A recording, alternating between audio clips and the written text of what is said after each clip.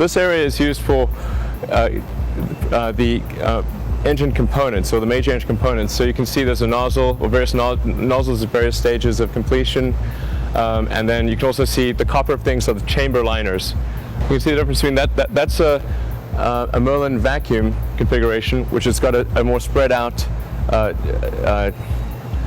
nozzle section, and that's the sea level configuration, which has got a sort of short copper nozzle.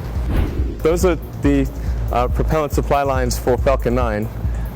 So they've got a single tank that manifolds out to 9 engines, and then you've got fill and drain lines. So there's a total of 10 sets of 5-inch diameter lines that manifold out to the various engines. So it's kind of like having like a 9-cylinder engine car or something like that.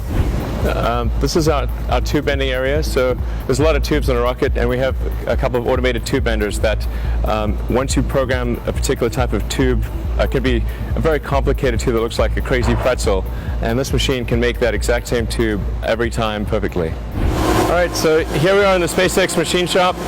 We have about 30 different machines of all sizes and shapes. We have wire EDM machines, which is electric discharge machining. We've got lathes, mills. There's just an enormous amount of metal sculpting that takes place to create the vehicle.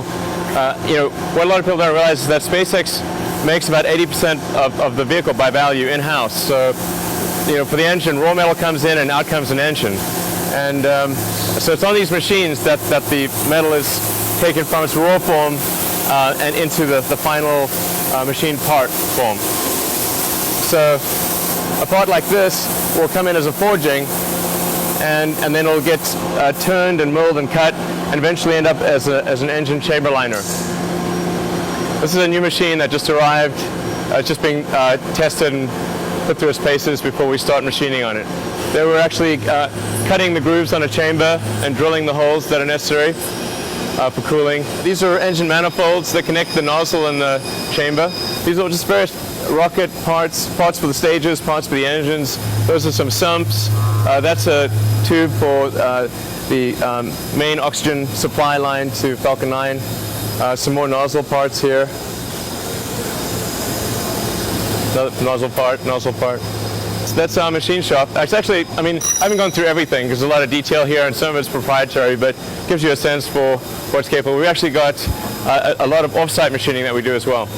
We have a very high engine production rate here at SpaceX.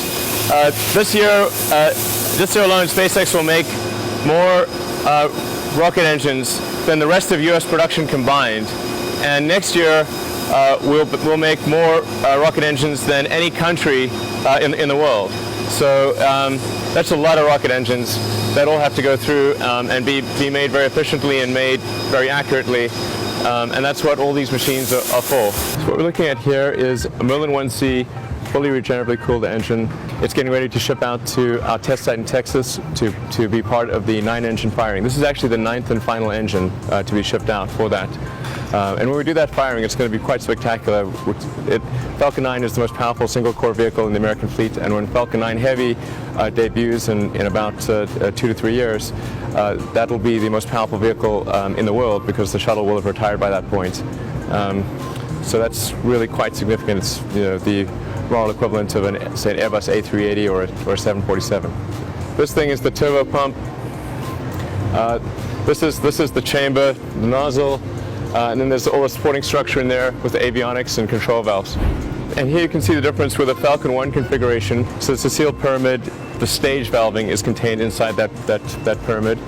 But other than that, it's substantially the same with the turbo pump and the chamber and nozzle. Very little difference really between the Falcon 1 configuration and the Falcon 9 configuration.